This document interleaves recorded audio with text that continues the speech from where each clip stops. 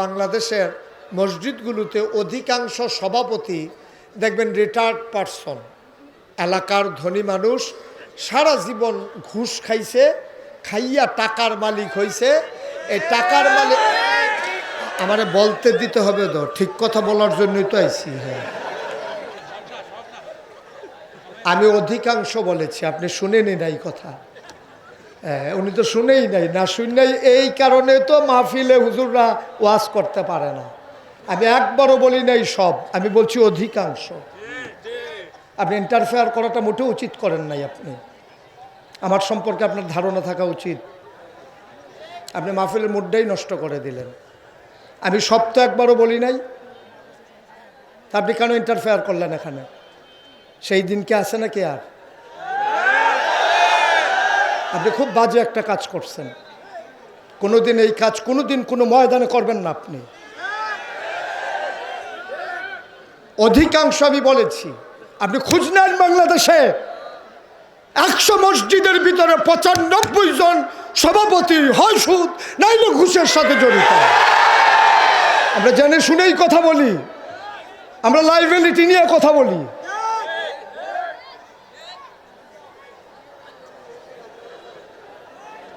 কয়জন ভালো মানুষ বাংলাদেশে আমার জানা আছে?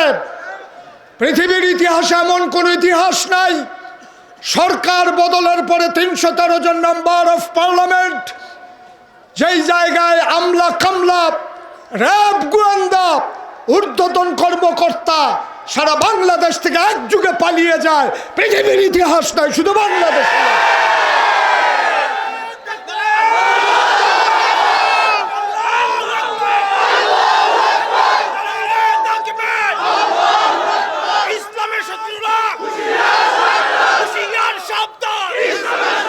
ঠিক আছে, কথা বুঝতে হবে, তারপরে কথা বলতে হবে।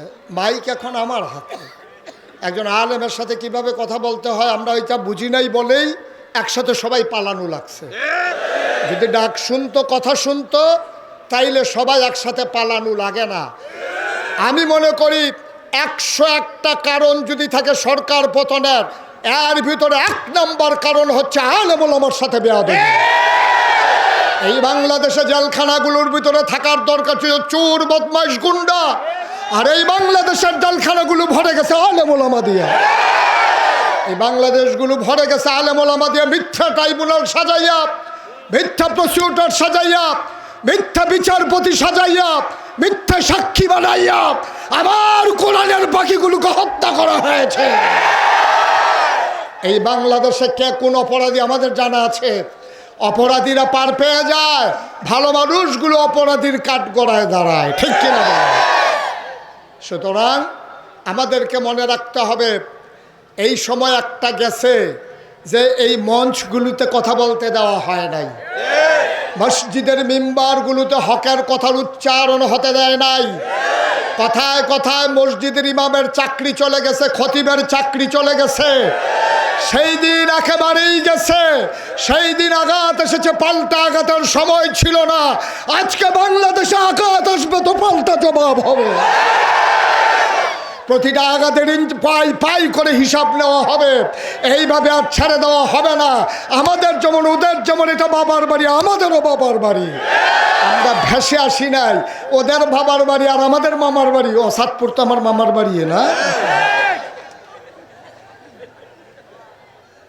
এমন বিষয় না ভাই, আজব কারবার হচ্ছে এই বাংলাদেশে। অধপতনের একটাই কারণ, একটু চিন্তার বিষয়। আমার অনেক কষ্ট লাগে মনে হলে যে একটা দেশ থেকে এইভাবে গোটা একটা দল একবারে নিঃশ্বাস হয়ে যাবে, কথা বলার থাকবে না। এটা কেমন কথা? এটা আজব কথা। এ দেশের জন্য এটা ডেস্ট্রয়, এটা ধ্বংস, এটা অধপতন, এটা লক্ষণ বেশি সুবিধার না। ভালো মানুষ আজকে রাজনীতিতে আর আসতে চাইবে না, ঠিক কিনা বলবো? ধ্বংস করে দিচ্ছে, সব শেষ হয়ে গেছে। তো যেই কথাটুকুন বলছিলাম, খুব মনোযোগের সাথে কথা শুনতে হবে, অর্থ বুঝতে হবে। আমার কথার গভীরতা কত এটা নিজে বুঝে হয় বুঝতে চাইবেন, নাহলে চুপ করে থাকবেন, আর যেন কোনো শব্দ না হয়। সবাই পড়ে না আমিন।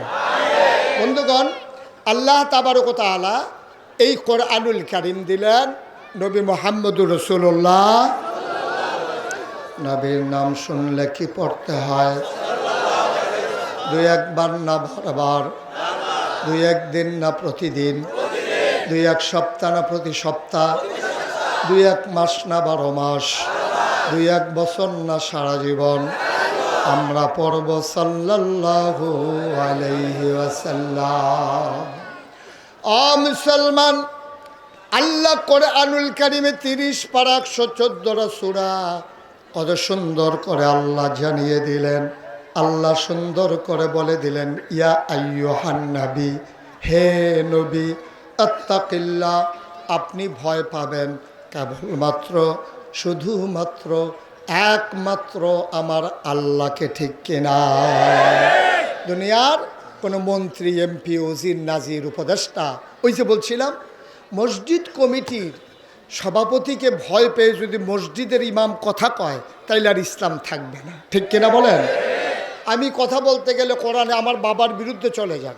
আমার বাবা যদি অন্যায়কারী হয়, মনে করেন আমার বাবা যদি বেনামাজি হয়, তা আমি যদি আমার নামাজের কথা বলি আমার বাবার পক্ষে যাবে না তো? এই জন্য কি আমি নামাজের কথা বলবো না? এটা বলে দেওয়া দরকার। এই এলাকার যারা মসজিদ কমিটির সম্মানিত সদস্যরা আছেন, ইমামকে ডাকাইয়া বলে দেবেন যে হুজুর, আপনি কোনোদিন কারো দিকে তাকাইয়া কথা বলবেন না, শুধু কোরআনের দিকে তাকাইয়া কথা বলবেন। এটা যার বিরুদ্ধে যায় যাক, এতে কিছু আসে যায় না, ঠিক কিনা? এইটা যদি হয় তাহলে লাভ হবে জাতি, লাভ কিন্তু ইমাম সাহেব হবে না, লাভ হবে জাতি। ইমাম সাহেব বরঞ্চ কষ্ট করা লাগবে। এখন সভাপতি যখন বলে দিছে কোরআন সুন্নাহ মতো কথা বলবেন, এখন উনি ইচ্ছে করলে মন মতো কথা বলতে পারেন না। এখন কোরআন জেনে জেনে বুঝে বুঝে কোরআন অনুযায়ী কথা বলা লাগবে, এতে করে কষ্ট করা লাগবে। উনি জাতি বেঁচে যাবে, কোরআনের মৌলিক কথাগুলো, ফান্ডামেন্টাল ডিসিশনগুলো জাতি জেনে যাবে, তারা বুঝে ফেলবে এই কোরআনের ভিতরে কি আছে, ঠিক কিনা বলেন? দেখেন, তা আল্লাহ তাবারক ওয়া তাআলা নবীজিকে কেন এই কথা বললেন যে ইয়া আইয়ুহান নবী আত্তাকিল্লাহ, আপনি ভয় পাবেন আল্লাহকে? কেন বললেন? নবী কি আল্লাহকে ভয় পেতেন না? নবী কি আবু জেহেলকে ভয় পেতেন? আবু লাহাবকে ভয় পেতেন? তারপরও আল্লাহ কেন বলতেছেন হে নবী আপনি ভয় পাবেন আল্লাহকে? এটা বলার উদ্দেশ্য কি? বলার উদ্দেশ্য হচ্ছে আপনি যেই পথে দায়িত্ব পালন শুরু করেছেন, এই পথ কুসুমাস্তীর্ণ নয়, এই পথ ফুল বিছানো নয়, এ পথ কণ্টকাকীর্ণ, এ পথ কাটা বেছানো।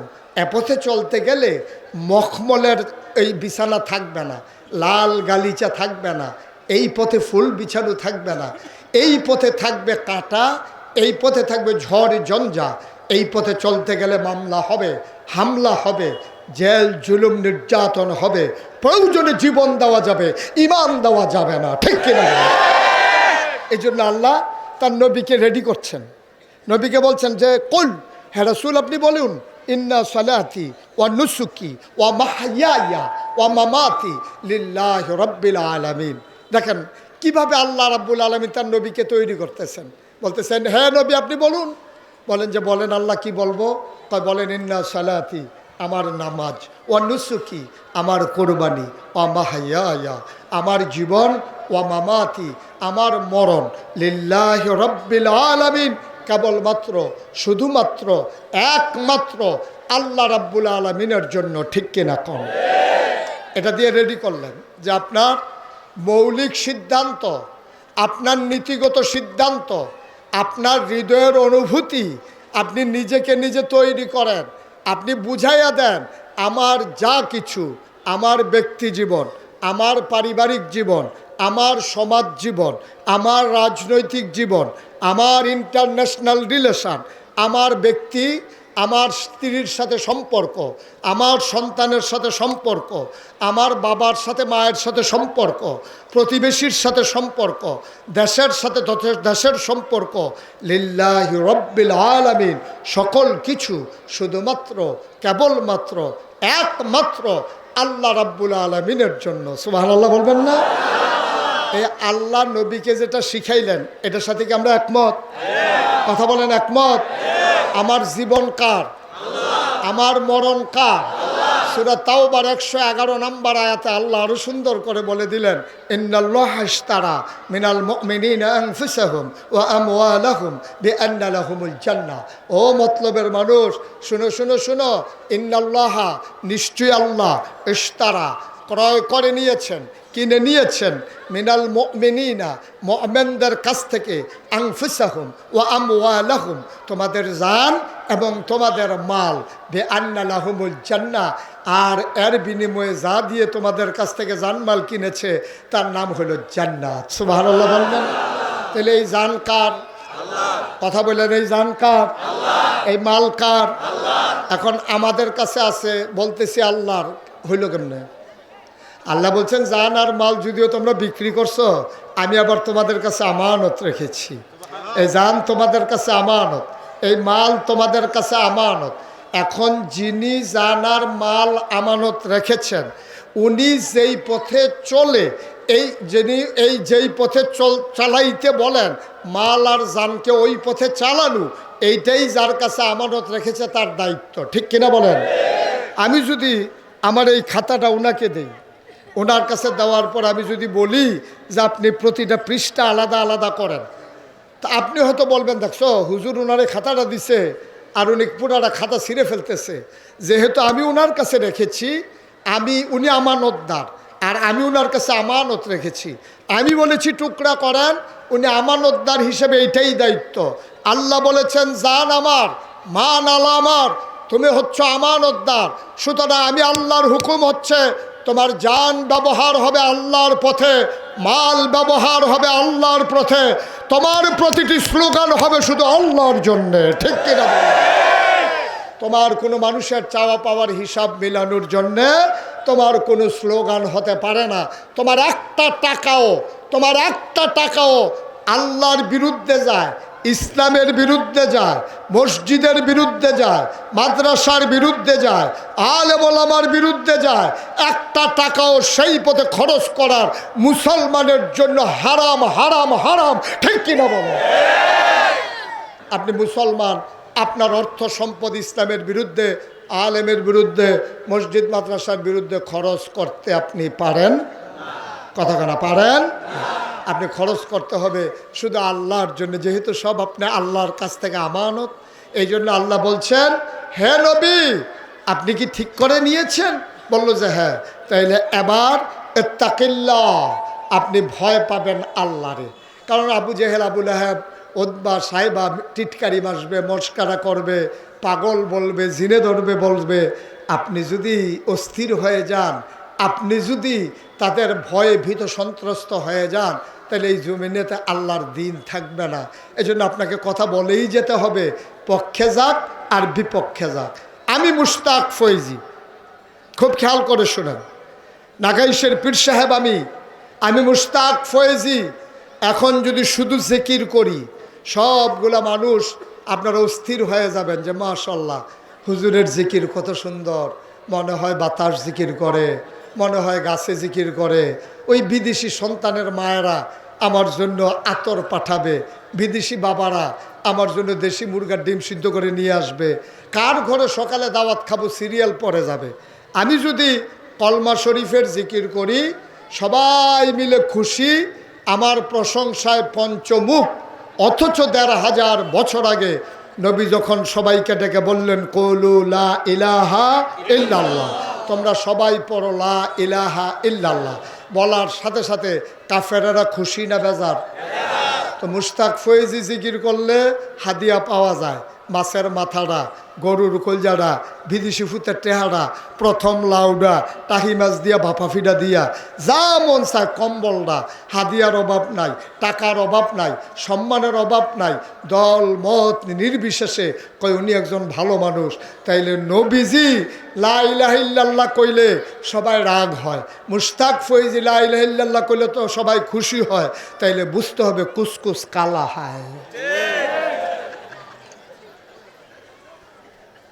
এটা আপনি বন্ধ করেন, কাইন্ডলি একটু বন্ধ করেন। আপনি আসছেন পরে আইসা আবার বিরক্ত শুরু করছেন না, মানে এটা খেয়াল করে শুনেন, মনোযোগের সাথে কথা শুনেন। আমিন কর, জুড়ে কন, আরো জুড়ে। এখানে রহস্যটা কি? আমি লা ইলাহা ইল্লাল্লাহ বললে সবাই খুশি হয়।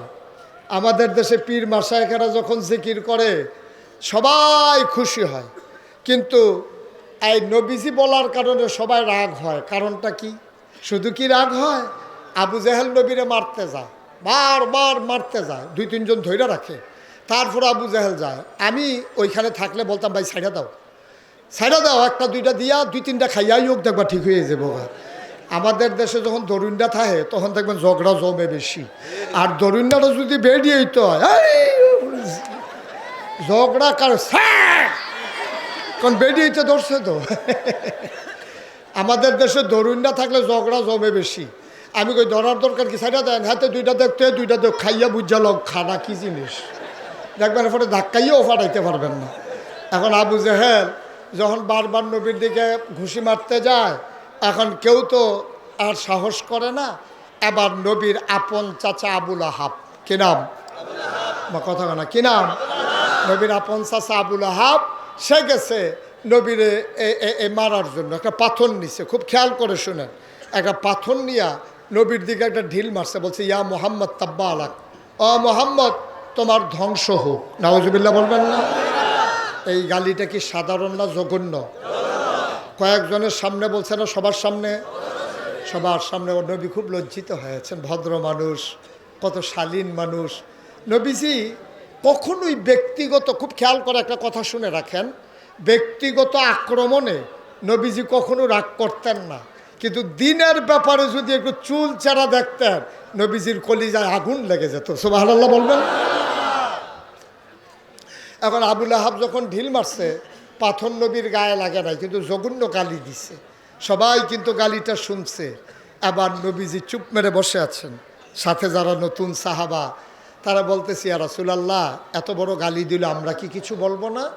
ওরা বলল, নবীজি বললেন, আমরা মাইনরিটি, ওরা মেজরিটি, আমরা সংখ্যায় কম, ওরা সংখ্যায় বেশি, সুতরাং ওরা এখন প্রতিবাদ করা যাবে না। তাহলে কিছুই বলবো না?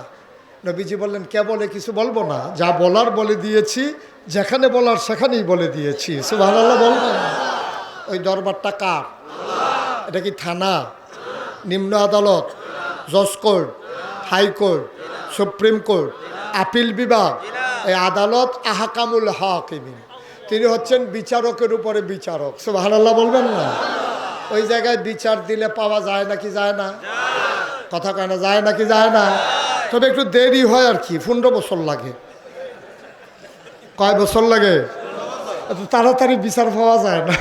উনি মনে মনে কইতেছে, কবে বিচার দিলাম, আইয়ে না দিয়ে এমন আওয়াই আইছে। খেয়াল করেন, খুব খেয়াল, এমন আশাই আসছে। আমি খেয়াল করে দেখেছি, কোনো রাজনৈতিক দলের নেতা, কোনো আলেম ওলামা, কোনো বৈষম্য বিরোধী ছাত্র আন্দোলন, কোনো মসজিদের ইমাম, কোনো মঞ্চের বক্তা, কেউ একজনও দাবি করে নাই দফা এক, দাবি এক, দেশ ত্যাগ, দেশ ত্যাগ। এই কথা কেউ শুনছেন? সবাই কি বলছে? দফা এক, দাবি এক, পদত্যাগ, পদত্যাগ। আল্লাহর ফায়সালা দেখেন, একটা মানুষের মাথায় কিন্তু দেশ ত্যাগ আসে নাই, একটা লোক বলেও নাই, কিন্তু আল্লাহ কয় যেই পাপ বাতি হইছে এটাতে পদত্যাগে হবে না, দফা এক, দাবি এক, তোমরা বলো পদত্যাগ, পদত্যাগ, আর আল্লাহ বলে দেশ ত্যাগ। ঠিক কিনা বলে? একজন লোকও কিন্তু বলে নাই, কেউ চিন্তায় আসে নাই যে দেশ ত্যাগ করতে হবে। এই ফায়সালা কার? কথা বলে না, কার? তাহলে বুঝে গেল বিচার দিলে পাওয়া যায় নাকি যায় না? নবীজি বিচার দিয়েছেন কার দরবারে? নবীজি নিজেই কয়, লা হিজাব বাইনাহু ওয়া বাইনাল্লাহ, তার মাঝে আল্লাহর মাঝে কোনো পর্দা নাই। যার উপরে তুমি জুলুম করেছ তারে কয় মাজলুম। মাজলুম যখন আল্লাহ বলে ডাক দেয়, আল্লাহর সাথে সাথে কবুল করে নেয়, তবে রেজাল্ট আছে সুবিধা মতো। নবীজি বিচার দিলেন কার দরবারে? কিসের বিচার দিছিলেন? ওই পাথর যে মারছিল, মনে আছে তো নাকি? হ্যাঁ, ঠিক আছে, ফাইন, সচেতন শ্রোতা। এখন বিচার দিছে পরে, এখন সব সাহাবারা বসে আছেন, নবীজি চোখের পানি ছেড়ে দিয়ে কাঁদতেছেন, সাহাবারাও বসে আছেন। আল্লাহর নবীর মনটা খুব খারাপ, সাহাবারাদেরও মন খারাপ, আলাপ সালাপ করতেছে। হঠাৎ করে নবীজি বললেন, ওয়ালাইকুম আসসালাম রাহমাতুল্লাহ। সবাই অবাক বিস্ময়ে তাকে, কেউ তো সালাম দেয় নাই। নবীজি কেন বললেন ওয়ালাইকুম আসসালাম রহমতুল্লাহ, কেন বললেন? এই সময়ে হঠাৎ করে সাহাবারা জানতে চাইলেন, ইয়া রাসূলুল্লাহ, কেউ তো আপনার সালাম দেয় নাই, আপনি কার সালামের জবাব দিলেন? সুবহানাল্লাহ বলবেন না? আল্লাহর নবী ডাক দেয়া কয়, ও সাহাবারা মন দিয়ে শোনো, আল্লাহর ফেরেশতা জিবরাইল আমারে এসে কয়, আসসালাতু ওয়াসসালামু আলাইকা ইয়া রাসূলুল্লাহ। আমি বলে দিলাম ওয়ালাইকুম আসসালাম ওয়া রাহমাতুল্লাহ। কয় উনি কি বলতে চায়? কয় উনি এসে বলতে চায়, নবী গো, আপনি কি আল্লাহর কাছে কোনো বিচার টিচার দিছিলেন নাকি? সুবহানাল্লাহ কয় না? কয় আমি একটু আল্লাহরে জানাই রাখছিলাম। কয় বিচারের রায় তো চলে আসছে, রায় আমরা সবাই জানি, সবাই পারি, চলো দলবদ্ধভাবে সবাই পড়ি। আউযু বিল্লাহি মিনাশ শাইতানির রাজীম। বিসমিল্লাহ।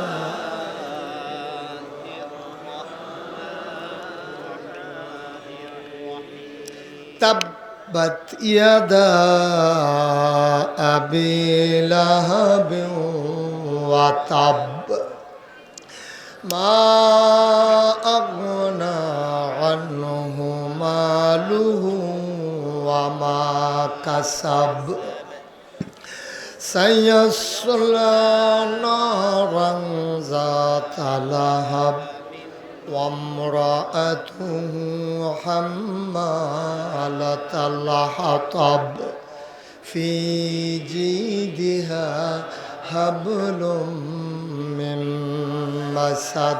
সুবহানাল্লাহ কয় না? গালি দিছিল কি দিয়া? শব্দটা কি মনে আছে? কি বলছিল? ইয়া মুহাম্মদ তাব্বা আলাক, ও মুহাম্মদ তোমার ধ্বংস হোক। তাব্বা, যেই শব্দটা দিয়ে গালি দিল, তাব্বা মানে ধ্বংস হোক। খেয়াল করেন, এটা কিন্তু ভবিষ্যৎকালের কথা বলেছে, ধ্বংস হোক। আর আল্লাহ কয় তাব্বাত, ধ্বংস হয়ে গেছে। সুবহানাল্লাহ বলবেন না?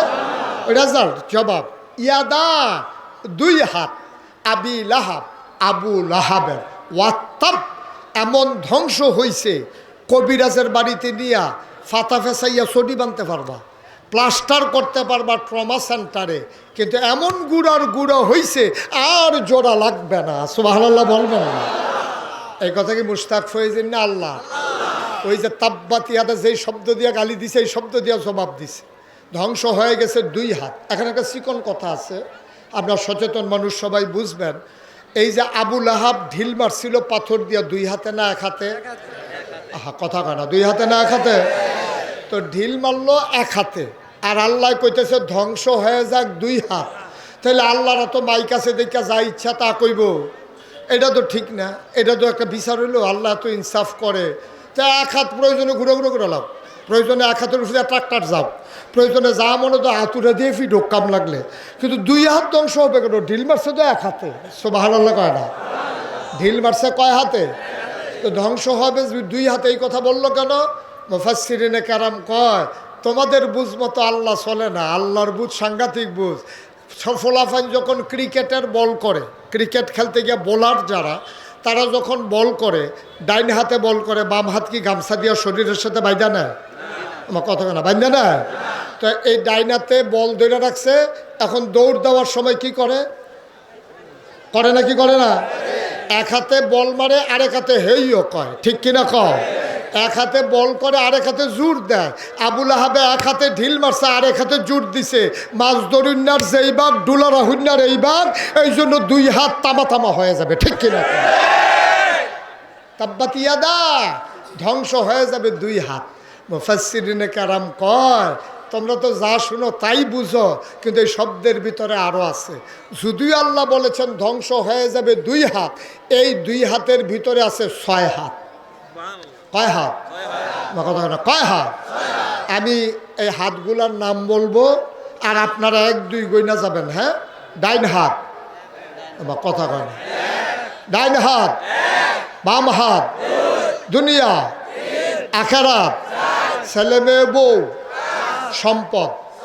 কয়টা হয়েছে? আবার আমরা করবো। হ্যাঁ, জোরে আওয়াজ করে করবেন। ডাইন হাত, বাম হাত, দুনিয়া, আখিরাত, ছেলে মেয়ে বউ, সম্পদ কয়টা হয়েছে? ঢিল মারছিল কয় হাতে? এখন টান দিছে কয়টা লইয়া? খেলা কার? মুসলমান। এবার যখন 6 হাতের কথা বলছে, মক্কার মানুষগুলা খুব দ্রুত বুঝে ফেলছে ওরা আরবি জানতো। আবুল আহাবের সঙ্গী সাথী নিয়া চায়ের স্টলের ভিতরে আড্ডা মারতে আছে। কি রে মোহাম্মদ রে যে ঢিল মারছিলাম কেমন হয়েছে? কয় ভাই সব গেছিল সুজে জোর কম, ভাবিরে কইন দুধ মুধ খাওয়াইতো, আপনার শৈল তো জোর কমা গেছে, ঢিল দই পর্যন্ত যায় নাই। আবুল আহাব কয় দিছিলাম তো জোর, এই গেল না কেন বুঝলাম না। নবীর সাহাবাদের সামনে যখন আয়াত নাজিল হলো, সাহাবারা কয় ইয়া রাসূলুল্লাহ এটা কি সবাইকে বলে দেব? কয় সবাইকে জানিয়ে দাও। এবার সাহাবারা দৌড়ায়, যারে পায় তারই কয়। আবুল আহাব যে গালি দিছিল জবাব আসছে। গিয়া দেখে আবুল আহাব আড্ডা মারতে আছে। সাহাবা গিয়া কয় লাহাব ভাই সাহেব জবাব তো চলে আসছে। কয় কি বলছে তোমাদের আল্লাহ? কয় তাব্বাত ইয়াদা আবি লাহাব ওয়া তাব। এই কথা যখন আবুল আহাব শুনছে উঠটা দিছে দৌড়। আবুল আহাব আরবি বুঝতো নাকি বুঝতো না? তখন আবুল আহাব উঠটা দিছে দৌড়। তো যখন নেতা দৌড় দিছে, এখন কর্মীরার তো হুঁশ নাই। এখন কর্মীরা দৌড় দিয়ে গিয়া ধরছে, ধরে কয় আপনি আমাদের নেতা না, আপনি যদি হেলিকপ্টার উঠটালা নামটার কি উপায়? আপনি হেলিকপ্টারে উঠলে আমাদের উপায় কি? আপনি আমরা কই রেখা যাইতে আছে? আপনি যে দৌড় দিতে আছে আপনাদের, আপনি চলে গেলে আমাদের উপায় কি? এবার আবুল আহাব দাঁড়াইছে। আবুল আহাবের সঙ্গী সাথীরা কয় ভাইয়ারা আয়াত নাজিল হইছে আমার ব্যাপারে, তো আমি দৌড় দিতাম নাকি তোমরা দৌড় দিবা? আমি এনা টের ফাইতে আছি কি যাইতে আছে। আপনি কি মোহাম্মদের আল্লাহরে মানেন? কয় না। মোহাম্মদের আল্লাহরে মানেন না, মোহাম্মদের কথা বিশ্বাস করেন? কয় না। তো মোহাম্মদের আল্লাহরেও মানেন না, মোহাম্মদের আল্লাহর কথা বিশ্বাসও করেন না, তো মোহাম্মদের আল্লাহ যা কইছে এটা নিয়ে আপনি ভয় পাইছেন কেন? আবুল আহাব চিৎকার করে কয় ভাইয়ারা মোহাম্মদের আল্লাহও মানি না, মোহাম্মদের নবীও মানি না, মোহাম্মদের ইসলামও মানি না, মোহাম্মদের বিশ্বাসও করি না, কিন্তু খেয়াল করে দেখছি মোহাম্মদের আল্লাহ যা কয় তাই হয়। সুবহানাল্লাহ। হয় নাকি হয় না? কথা কেন হয় নাকি হয় না? এখন নমুনা খারাপ। শুরু হইব কি দিয়া? কইছে কয়টা? কথা কেন কয়টা? এখন আবুল আহাব শুধু টেনশন করতেছে শুরু জানি হয় কি দিয়া। আল্লাহ কই শুরু করাম তোর বউ এড়ে দিয়া। ঘরে ঘরে যখন আগুন লাগাই যান টের পাইবা সংসার কি জিনিস। শুরু করাম তোমার বউ এড়ে দিয়া। আবুল আহাবের বউটা ছিল জঘন্য, নগণ্য না জঘন্য? সাংঘাতিক খারাপ মহিলা ছিল। এরকম খারাপ মহিলা বাংলাদেশে আছে নাকি নাই? নাই, ছিল। আছে, ছিল, আছে। আপনারা মতলব ওয়াজ করে কোনো মজা পাইলাম না। দাউদ কান্দি ওয়াজ করে মজা। আমি যখন কইছি এরকম খারাপ মানুষ আছে নাকি নাই, এক বুড়া বেড়া ফাল দিয়া কয় হুজুর আমরা ঘরে আছে। তোমার এটা কইতে কইছি হ্যাঁ না ঘরের কথা হ্যাঁ না, তুমি ঘরের কথা বার করছো কেউ তাকে হুজুর আর বাসাম কয় বছর, তাই আমার আংরা বানাই লইছে তাই। আর সকলবেলা কইয়া দিয়া মইরাছে গিয়ে ডাক বালা। এরকম অসভ্য আছে নাকি নাই? আছে না ছিল? হ্যাঁ ঠিক আছে। মার হাবা কয় না রে, জোরে কয় না মার হাবা। আবার আবুল আহাবের বউটা ছিল খুব খারাপ মহিলা। এই যে উনি উঠছে কেন? বসান, উঠান না একটু। আর সামান্য একটু, সময় তো শেষ। আর সামান্য একটু বসেন, শেষ করে দিচ্ছি ইনশাআল্লাহ। মাহফিলে উঠার দুইটা সিস্টেম আছে। আপনি যদি মাহফিল থেকে উঠতে চান শুধু একটা বাচ্চা লই আইবেন, এই তারে দেখাইয়ে উঠতে লাগবেন, কান্দে না কান্দে না, যাইতেছি দাঁড়া, তোদের সরষে দোকান। আর এই মোবাইলটারে ধরে এমনভাবে একটা ভাব করবেন জরুরি ফোন আইছে বিদেশি। এই দুটাই ফাও, এই দুইটাই ফাও। আল্লাহ যেন মাফ করে সবাই কনা আমিন। তা এই আবুল আহাবের বউয়ের কথা মনে আছে তো? ভালো না খারাপ? নগণ্য না জঘন্য? সাংঘাতিক খারাপ। এই মহিলা জঘন্য। রাস্তার ভিতরে কাটা বিছাই রাখতো, সারা রাত অপেক্ষায় করতো নবীর পায়ে কখন কাঁটা বিঁধবে এই মহিলা অপেক্ষা করত নবীর দিকে। এই দরজা দিয়ে বের হইলে কাঁটা যখন বিঁধত, নবী যখন উফ বলে চিৎকার করত, খিলখিল করে চাচি হাসি দিয়া জানালা বন্ধ করত, নবীর কলিজা ফেটে যেত। নাউজুবিল্লাহ বলবেন না? আল্লাহকে শুরুই বইডারি দিয়া। এখন আয়াত যখন নাজিল হইছে তাব্বাত আবি লাহাবেও ওয়াতাব, এই আয়াত আবুল আহাবের বউও শুনছে। রাগ কি কমছে না বাড়ছে? আল্লাহর দর খুঁজা না, মোহাম্মদ নবীজিরে তো পাওয়া যায়। এই লোক, এই মহিলা করছে কি, এক দাও লইয়া রাস্তা দিয়া ঘুরতে আছে, আর যারে পায় তার এই জায়গায় মোহাম্মদরে দেখছো, কই দেখছি এই রাস্তাত, এই রাস্তাত গিয়ে জায়গায় মোহাম্মদরে দেখছো, কই দেখছি এই রাস্তাত। এখন এই মহিলা ঘুরতে ঘুরতে খুব টায়ার্ড হয়ে গেছে। এর ভিতরে হঠাৎ করে দেখে যে এই আবু বকর আর নবীজি রাস্তা দিয়ে হাঁটতেছে। এমন সময় আবু বকর দেখছে যে আবুল আহাবের স্ত্রী দাও নিয়ে আসতেছে। আবু বকর চিৎকার করে কই, ইয়া রাসূলুল্লাহ সর্বনাশ, আবুল আহাবের বৌদা আসতেছে দাও নিয়া, আপনারে পাইলে তো দুই টুকরা করে ফেলবে। নবীজি মুসকে হাসি দিয়া কয়, আবু বকর তোমারে দেখবে, আবুল আহাবের স্ত্রী আমারে দেখবে না। সুবহানাল্লাহ বলবেন না? খেলা কার? ঠিক ঠিক আয়েশা নবীজি আর আবু বকরের সামনে দাঁড়াইয়া আবুল আহাবের স্ত্রী আবু বকরকে জিজ্ঞেস করে, এই তোমার লগেরটা কো, লগেরটা কো? নবীজি মুসকি মুসকি হাসে। পাশে দাঁড়ানো আইয়া জিগা তোমার লগেরটা কো? আবু বকর মনে মনে কয় দেখে না, লগে দিয়ে তো দাঁড়িয়ে রইছে। সুবহানাল্লাহ বলবেন না? চলে গেছে। পরে এবার এই মহিলার রাগ তো সারাটা দিন মোহাম্মদরে খুঁজছে, নবীজিরে তালাশ করছে, পায় নাই। মহিলা সাংঘাতিক রাগ হইয়া সন্ধ্যার সময় জঙ্গলে চলে গেছে লম্বা এক রশি নিয়া গাছের কাটা কাটার জন্য, যে নবীর রাস্তায় আবার বেছাবে। আজকে চলে গেছে একবারে গভীর জঙ্গলে, বড় বড় লম্বা লম্বা সোজা সোজা কাটা কাইটা সবগুলোর একটা বস্তা বাঁধছে, রশি দিয়ে বান দিছে। আমাদের দেশে রশির একটা বান আছে, এটারে কয় হরখা গিট্টু। আপনাদের দিকে কি কয়? উমা তো আমি এত চিন্তা করে কথা কই কিতাম, আপনার আমরা দিয়ে রেখে দিই। এতক্ষণ ধরে ফাও চিন্তা করতে আছি, বুঝে না, না বুঝে। কি গিট্টু? হরকা গিট্টু। এখন একটু পার্থক্য আছে, গিট্টু গিট্টা, উনি এটা মনে করে দিছে গিট্টা। আচ্ছা কোন টু আর টা এক মিলে জিলা কাছাকাছি। তো হরকা গিট্টু দিয়া এখন কাটাগুলারে যখন মাথায় উঠাবে, জঙ্গলের ভিতরে তো কোনো মানুষ নাই। এখন মহিলা যখন বোঝা উঠাইতে গেছে, খুব খেয়াল করেন, চিকন কথা এসে পড়ছি আমরা, মাহফিলের শেষের দিকে এসে পড়ছি। এখন যখন বোঝা উঠাইতে গেছে, দেখে ওজন বেশি হয়ে গেছে, উঠাইতে পারে না। আচ্ছা মতলবের মানুষ, সচেতন মানুষ, আপনারা বলেন তো, যখন আমরা দেখব যে কোনো মানুষ নাই ধরে উঠাই দেওয়ার মতো, বোঝাটা ভারী হয়ে গেছে, আমরা হইলে কি করতাম? একটু কমাই নিতাম। Thank you. আমরা কি করতাম? কমাইতো না তো, ইয়া বেশি তো। কি বেশি? আহা না, এটা করার দরকার নাই, ইয়া বেশি। এই মহিলার তো ইয়া বেশি, কমাইতো না। শয়তানে আইয়া বুদ্ধি দিছে কমানোর দরকার নাই। এরকম কাটা আর ফাও না, না ফাও দরকার আছে, এটা নেওয়ার দরকার আছে। এবার আসেন আসল কথা। এই যে এটা একটা পানির বোতল, এইটা মনে করেন এটা একটা পাথর। খেয়াল করেন সবাই, দেখা যাচ্ছে এখানে এই পানির বোতলটা একটা পাথর, এই চায়ের কাপটা একটা পাথর, মাঝে একটু ফাঁকা জায়গা আছে নাকি নাই? আবুল আহাবের স্ত্রী মাঝের ফাঁকা জায়গায় দাঁড়াইছে, দাঁড়াই ওসা পাহাড়টার উপরে লাকড়ির বোঝাটা, কাটার বোঝাটা উঠাইছে।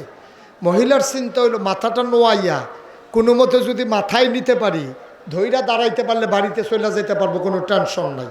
খেলা তো আল্লাহর।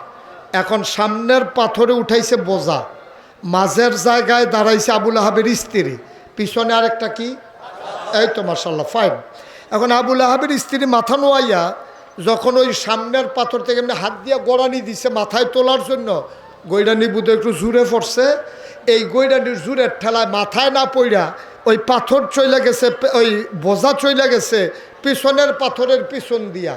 আর কোন ফেরেস্তায় বুধ হরখার যে গুলডা, এই হরকা দিলে একটা গিট্টু বার হয় নাকি বার হয় না, এই গুলডা বুধহয় ফেরেস্তায় ধরে রাখছে, এই গুল লাগছে গলা। এখন বোঝা পড়ছে পাথরের এই পার্শ্বে, গুলডারে গেল সে গোলাপ, সামনের পাথরে ফাও আটকাই গেছে, পেছনের পাথরে কমর আটকাই গেছে, এমনি রয়েছে। দুই তিনটা আওয়াজ কইরা তাই নাই, দুই তিনটা আওয়াজ করছে, যখন বোঝাটা গলার ভিতরে গিয়ে রশিটা আটকাইছে, ফাঁসি হয়ে গেছে না, এখন উল্টায় না তো সামনের পাথরের জন্য, শুয়ে যায় না পেছনের পাথরের জন্য, দুই তিনটা আওয়াজ কইরা তাই। খেলা কার? কথা কেন? খেলা কার? কি খেলা? আল্লাহর। আল্লাহর খেলা দেখছেন? নবী লাগে নাই, নবীর কোনো সাহাবা যায় নাই, সেই জায়গায় যদি কোনো মুসলমান থাকতো তাহলে মুসলমানকে ওরা কচু কাটা করতো। আল্লাহ বলছে তোমাদেরকে দোষী করাবো না, আমার ফয়সালা আমি নিয়ে নেব, আমার খেলা আমি খেলে দেব, তোমাদের চিন্তার দরকার নাই। চিৎকার দিয়ে যখন দেখছে যে নাই, সন্ধ্যার পরে আবুল আহাব যখন ঘরে গেছে, ঘরে গিয়ে দেখে স্ত্রী নাই, ঘরে গিয়া দেখে কি নাই, ঘরে গিয়া দেখে বউ নাই, স্ত্রী নাই, পড়ে গেছে পেরেশানিতে। যারে পায় তারই জিগায়, ভাই তোরা ভাবিরে দেখছ? কয় না। কয় তোমরা ভাবি গেল কই, দেখছো না কেউ? একজনে কয় একটু আগে দেখছি দাও লইয়া রশি লইয়া জঙ্গলের ভিতরে গেছে, গিয়া সেটা না রশি দিয়া কি গিট্টু দিছে। এই এলাকায় ওয়াজ করে সুবিধা হইল আপনারা হরখা গিট্টু চিন্না লাইছেন, আমি কক্সবাজার মাহফিল গিয়া কইছি হরখা গিট্টু ছাইয়া রইছে। আমি কই ভাই এমনি দিয়া সেরা এমনি যে উল্টাইয়া দেয় একটু যে গুলের মতো বারো হেইটা আর কি, এই চাইয়েই রয়েছে, বুঝাইতামে পারতাছি না। ফাঁসের সভাপতি হইলো ফাজেল মাদ্রাসার প্রিন্সিপাল, ওনারে কইলাম ভাই ভাই এই হরখা গিট্টুটা কারে কয়, আমি তো বুঝাইতাম পারতাছি না, আমার কথা তো তারা বুঝে না, আপনি একটু তারারে বুঝাইয়া কন। এবার আমার দিকে হাসি দিয়া চাইয়া কয় আমি বুঝলে না তারারে বুঝাইতাম, আমি কি বুঝছি কিচ্ছু? আপনি কিতা কতক্ষণ সব আগের থেকে হরখা হরখা করতে আসেন, আমি এই হরখাটা এই কইতাম ফারাম জিনিসটা কিতা বুঝছি না। আবার চিন্তা করছি কক্সবাজার যাইতে ব্যাগের ভিতরে করে রশি লইয়া যাবো, হরখা কারে কয় চিনাই দিয়া যাবে। আর আবুল আহাবের বউ আছে না গেছে?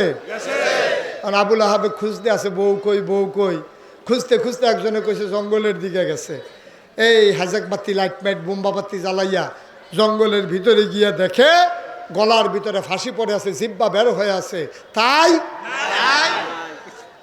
আবুল আহাবের স্ত্রী যখন মারা গেছে, আবু আহাবের কাছে আইসা লোকজন বলতেছে ভাই সাহেব ভাবিরে পাওয়া গেছে। কই পাইছ? কই জঙ্গলের ভিতরে লাকড়ির ফাঁসি লেগে মারা গেছে। আবুল আহাবে চিল্লান দেওয়া কয় লাকড়ি টাকড়ি কিচ্ছু না রে, তাব্বাতি আদা,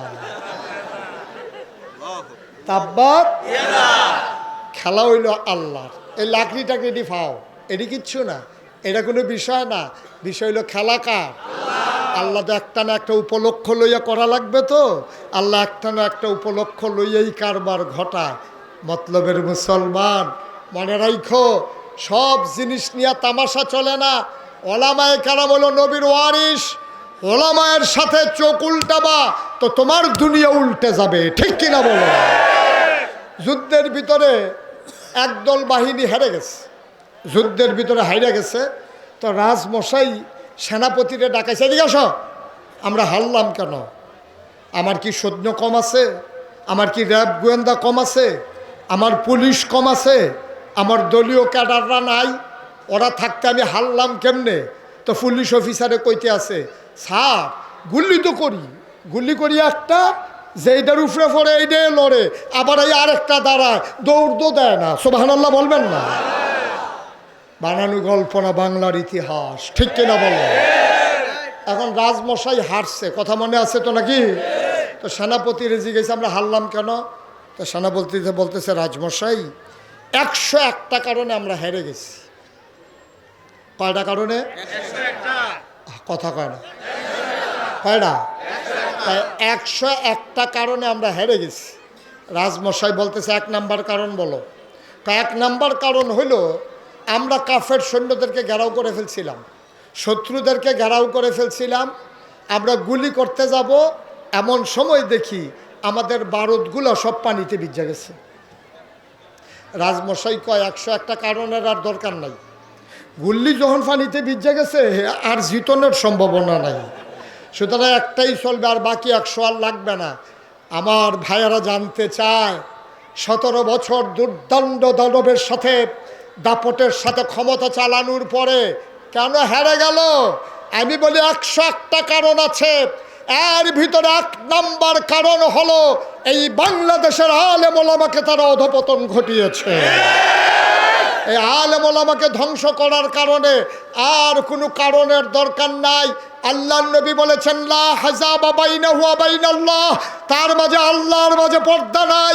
ওই তাহাজ্জুদের নামাজ পড়ে আলেম যখন চোখের পানি ছেড়ে দেয়, এই চোখের পানির ওজন সহ্য করার ক্ষমতা কারো না। হয়েছেও তাই, হয়েছেও তাই। আর নাইলে আরো আরো আরো অসংখ্য কারণের পরেও এই একটাই কারণ, এক নাম্বার কারণ ওলামায়ে কেরামের সাথে এই বেয়াদবি, ওলামায়ে কেরামকে লাঞ্ছিত করা, অপমানিত করা। আর এই কারণে আল্লাহ তাবারক ওয়া তাআলার বরদাশত করেন নাই। কেননা নবী বলেছেন আল ওলামা ওয়ারাসাতুল আম্বিয়া, ওলামায়ে কেরাম নবীর ওয়ারিস। সুতরাং ওয়ারিসের সাথে বেয়াদবি করলে ওই মালিক যেমন বেজার হয়ে যায়, আলেমের সাথে বেয়াদবির কারণে আমার আল্লাহ এবং তার রাসূল বেজার হয়ে গেছে। ঠিক কিনা বলেন?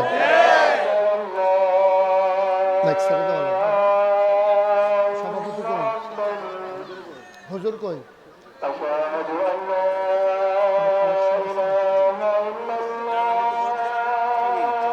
সবাই বসেন, আজ বসেন। আমি কি বলছি উঠতে? একটু বসেন,